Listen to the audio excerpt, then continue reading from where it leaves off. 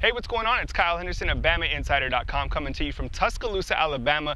Busy Monday as we prepare for the nation's biggest game in college football between number 1 Alabama and number 3 Florida State this Saturday from Atlanta, Georgia. All the coverage back on BamaInsider.com. Now on Monday, each football coach held an opening press conference. Nick Saban as well as Jimbo Fisher was quick to give praise to the opponent's star in the defensive secondary. Here's Nick Saban talking about Derwin James, and following that is Jimbo Fisher talking about Alabama's Minkah Fitzpatrick.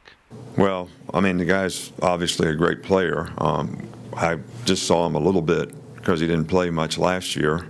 So in a lot of the films that we've watched in preparation, he's not necessarily in there, but I think a safety, and we've had some really good ones here, and I think he's every bit as good as anybody that we've ever played against. You know, you're in the mix of a lot of plays because you line up somewhere, you know, near the formation, whether you're coming down in the box or whether you're playing split safeties. And this guy's just a very aggressive player. He's got good ball skills. He's a good tackler. He's a very physical player. He's a good blitzer. So, you know, just all around really, really good football player. And I think when you have really good safeties, they can minimize the number of big plays that you ever give up, because a lot of times they're in position to stop the ball when it breaks the line of scrimmage, and he's certainly good at doing that. I tell you what, you talk about a heck of a player, great family. That was a down the wire recruiting deal too. We recruited the heck out of that guy, and I really enjoyed him and his family. Phenomenal, and it's been fun to watch him play. It ain't gonna be fun this weekend, but that guy's too good. But I mean, you go back and watch him. How many turnovers he turns into touchdowns? I mean, the pick where they had in Arkansas, the game he had at A&M a couple years, you know, I mean, just he's always in the right place, whether he's playing corner, whether he's playing safety, whether he's playing nickel, whether he's playing dime. I mean, guy's just an unbelievably instinctive football, can tackle, can cover, and he has tremendous ball skills, and he affects the game. And that's a lot like Derwin. I mean, Derwin's a little bigger. And, you know, Minkah's probably a corner that comes inside, but that can do both. Derwin's probably a safety that can play some corner, but also plays up like a linebacker at times. But they're both very impactful as far as the way they can affect and be moved around and match up against different types of players.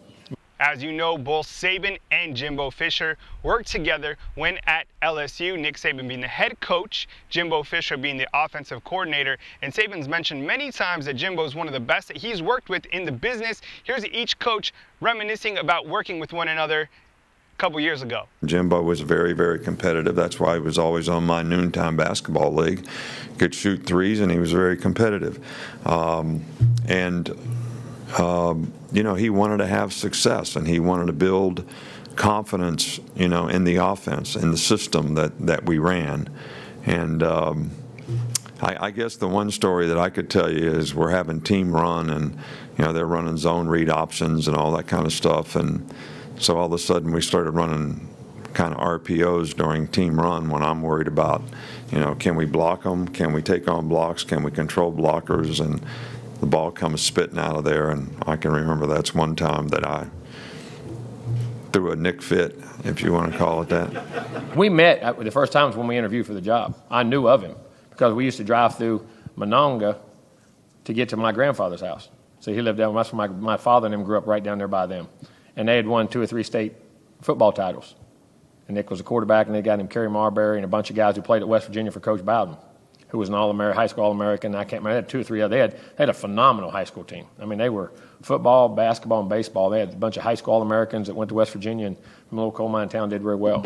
And so I knew of that team and heard of them before and done all that. But the first time I ever met him was when we interviewed for the job. But I knew of him and heard of him and what he'd been doing. Now, we're going to have tons of coverage for you back on BamaInsider.com. We got press conference, we got highlights, insider reports. Of course, the message boards are slamming, so be sure and join us on BamaInsider.com. Couple interesting stats to note. Opening day success under Nick Saban. Alabama has been dominant in season openers under head coach Nick Saban. The Tide is a perfect 10-0 under Saban and has won in impressive fashion.